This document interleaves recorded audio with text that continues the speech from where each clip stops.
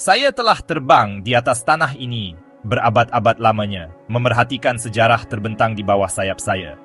Hari ini, saya menjemput Anda dalam perjalanan luar biasa merentasi masa dan ruang untuk meneroka sejarah. Tempasuk yang bersemangat.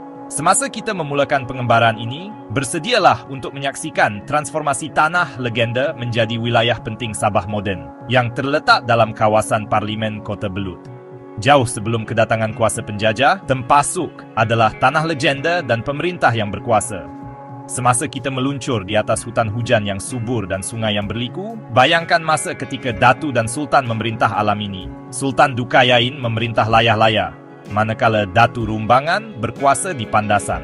Mereka bukan sekadar ketua, tetapi pemimpin sistem politik canggih yang merentasi seluruh wilayah. Rakyat Tempasuk membina masyarakat yang berkembang pesat, dengan struktur sosial yang rumit dan tradisi budaya yang kaya. Semasa kita melayang di atas penempatan purba, bayangkan pasar yang meriah, upacara rohani, dan kehidupan harian mereka yang memanggil tempat ini rumah. Angin perubahan bertiup kencang pada tahun 1878 apabila pedagang British tiba di pantai ini. Semasa saya meluncur di antara tiang kapal mereka yang menjulang tinggi, saya menyaksikan detik penting dalam sejarah Tempasuk. William Prettyman, yang akan menjadi residen British pertama, mengadakan beberapa siri pertemuan dengan pemimpin tempatan. Perbincangan ini, yang difasilitasi oleh Pangeran Sir Raja Muda, menandakan permulaan era baharu bagi Tempasuk. Kehadiran British membawa perubahan ketara, mengubah struktur kuasa tradisional yang telah wujud selama beberapa generasi. Tetapi awan yang lebih gelap membayangi di ufuk. Pada tahun 1942, tentera Jepun melanda tanah itu seperti ribut yang memusnahkan. Dari tempat saya bertenggek di puncak pokok, saya memerhatikan kesusahan yang dialami oleh penduduk Tempasuk. Namun, walaupun dalam masa yang paling gelap ini, semangat gigih rakyat Tempasuk tetap tidak terputus. Debu Perang Dunia Kedua mula mendap. Saya menyaksikan lembaran baharu dalam kisah Tempasuk. British kembali, tetapi sesuatu telah berubah dalam hati dan minda rakyat. Percikan kemerdekaan telah dinyalakan dan ia tidak akan padam. Parti-parti politik muncul, setiap satu dengan wawasan untuk masa depan.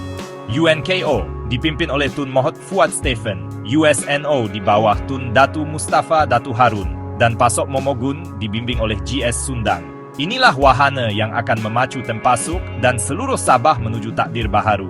Pada 16 September 1963, Sabah dengan Tempasuk sebagai bahagian yang tidak terpisahkan menyertai pembentukan Malaysia. Semasa saya meluncur di atas sambutan, saya merasakan kebanggaan dan harapan yang memenuhi udara.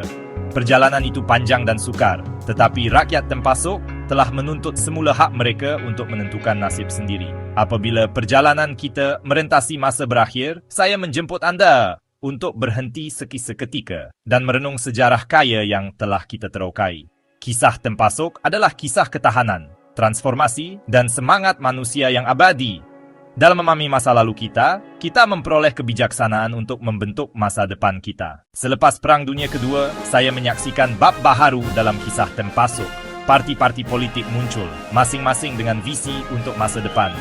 UNKO, USNO, dan Pasok Momogun. Inilah kenderaan yang akan membawa Tempasuk dan seluruh Sabah ke arah takdir baharu.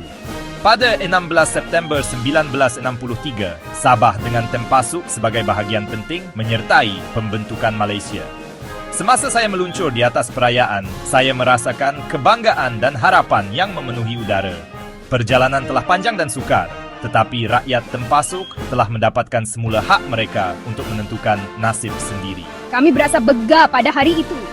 Akhirnya kami bebas untuk menentukan masa depan kami sendiri.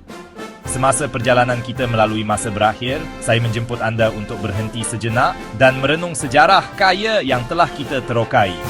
Kisah Tempasuk adalah kisah ketahanan, transformasi, dan semangat manusia yang berkekalan.